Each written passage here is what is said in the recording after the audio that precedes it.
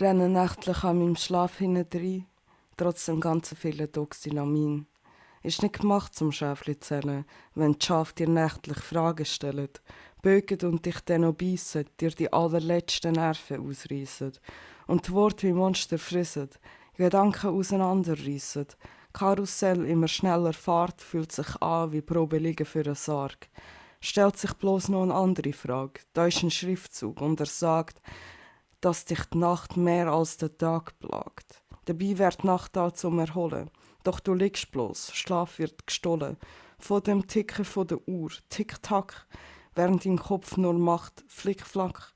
Du bleibst schwach die Nacht, du liegst nur starr. Und dir wird so vieles klar. Optionen und Konversationen, ohne Dämonen, nur durch die gewohnten Monde. Denn der Mond scheint so schön.